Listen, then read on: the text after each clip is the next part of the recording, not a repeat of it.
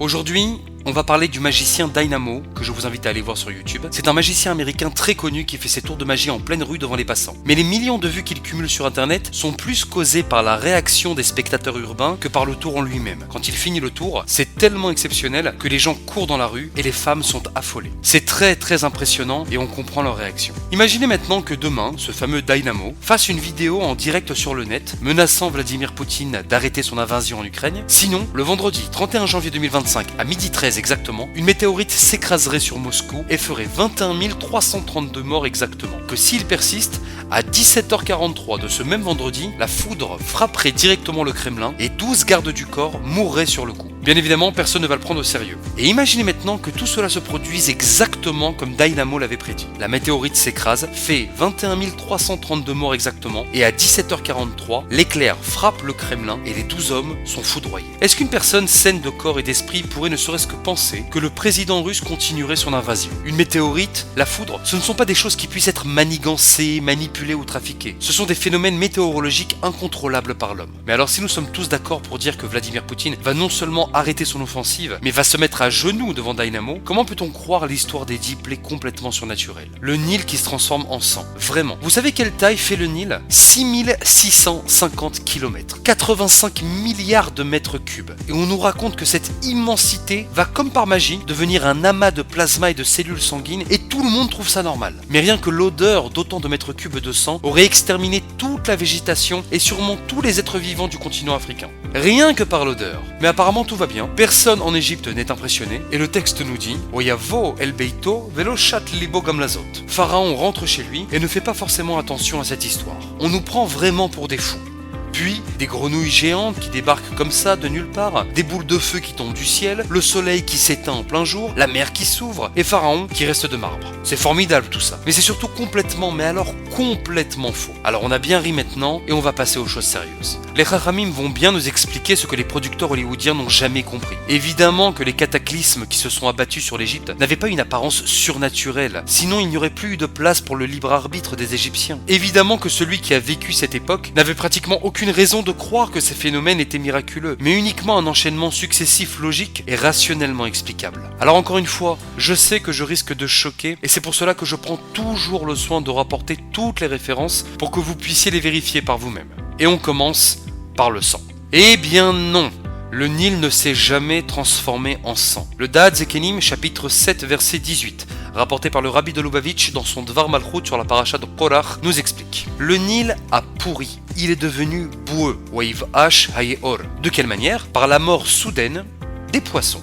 Des centaines de millions d'espèces de toutes sortes moururent subitement. Et c'est ce cimetière marin gigantesque qui a rendu les eaux du Nil écœurantes et non potables, sans parler de la pestilence infecte que ce phénomène a engendré. Voilà ce qui s'est passé. L'eau n'a pas changé de molécule, c'est resté de l'eau, mais de l'eau sombre, puante et dégueulasse. Mais alors pourquoi avoir appelé cette plaie le sang et non la pourriture, comme le demande le Da'at Zekenim? Eh bien tout simplement parce que la pourriture n'est pas symbolisable, ça ne se voit pas à l'œil nu, ça se goûte, ça se sent par l'odorat mais ça ne se voit pas. Ça aurait été donc difficile pour les futures générations d'expliquer le dégoût de ce phénomène. Et donc, pour bien imager ce qu'il s'est passé, les spectateurs de cette époque ont appelé cette plaie la plaie du sang, un terme facilement imaginable par tous. On comprend donc maintenant la réaction plutôt je m'en foutiste de Pharaon. Une épidémie marine, des poissons qui meurent, rien d'incroyable là-dedans. Voilà pour la première plaie. Mais une fois qu'on a rationalisé la première, toutes les autres vont suivre cet enchaînement naturel des choses. Je vais maintenant vous démontrer comment chaque plaie qui va suivre n'a été que la conséquence logique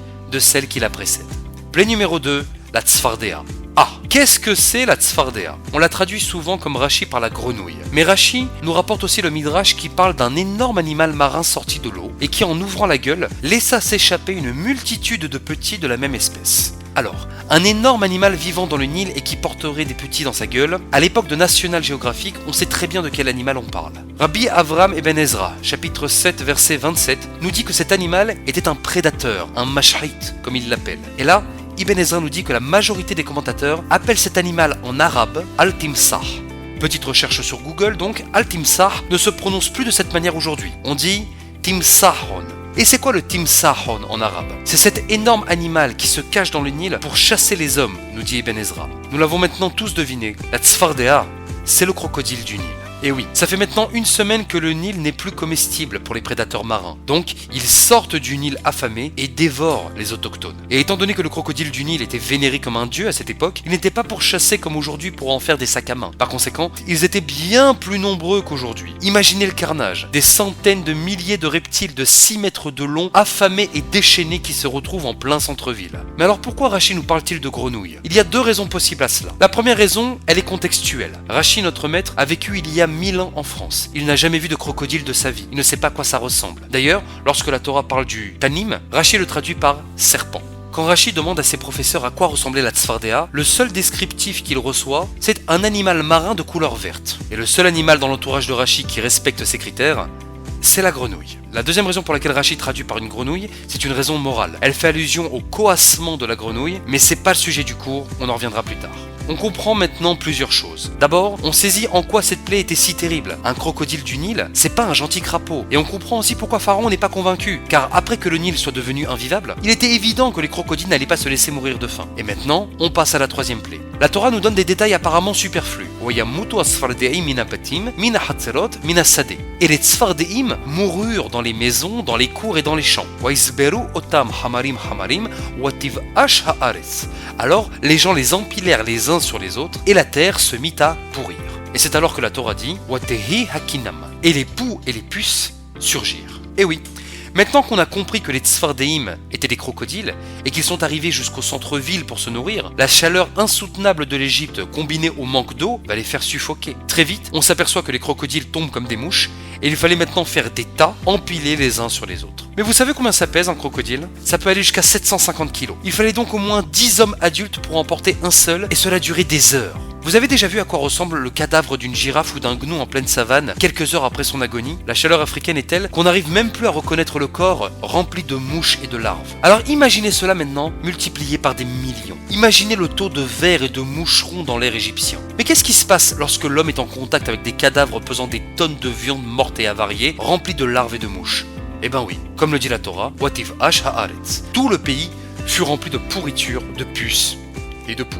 Et voilà pourquoi encore une fois, les sages de Pharaon lui dirent Etzbar Elohim hi. Comme l'explique le Eben Ezra, c'est la nature, c'est Elohim. Rien d'extraordinaire là-dedans, rien de miraculeux. C'est pourquoi la Torah affirme que Pharaon, après avoir écouté les explications rationnelles de ses scientifiques, Welo Shama Alehem, il ne tint pas compte de l'avertissement de Moshe. Et la quatrième plaie, pareil. L'Égypte est maintenant infestée de cadavres d'animaux. Qui pensez-vous que cette odeur de viande en décomposition va attirer? Eh bien les charognards et les fauves, à qui on offre un festin gratuit sans même avoir à chasser. Et comme les cadavres sont en plein centre-ville et dans les champs, au beau milieu des hommes et des troupeaux, le buffet est ouvert. Tout reste donc encore une fois normal et naturel. Mais cette fois-ci, il y a quand même quelque chose d'inexplicable. Comment se fait-il que les fauves n'aient pas attaqué les Bnei Israël comme l'avait prédit Moshe? Pharaon commence là à douter un petit peu, mais il reste malgré tout sur ses convictions. Et maintenant la cinquième et la sixième plaie, qui sont eux aussi la suite logique des événements. Depuis plusieurs semaines, l'agriculture égyptienne est dévastée par la puanteur et les cadavres. Résultat, le bétail tombe malade, car plus personne ne s'en occupe. Et si le bétail tombe malade, les humains sont eux aussi contaminés par la vache folle, la grippe aviaire, la peste, Ebola, la rage. Mais malgré toutes ces explications rationnelles, Pharaon commence sérieusement à en avoir ras-le-bol de ces concours de circonstances. Et maintenant, on passe à la grêle. Et là, je sens que tout le monde va me tomber dessus si je dis encore une fois qu'il n'y avait apparemment rien de surnaturel. Tout le monde connaît ce midrash rapporté par Rachid qui parle d'une grêle mêlée au feu. Et ça, on ne peut pas me dire que c'est rationnellement explicable.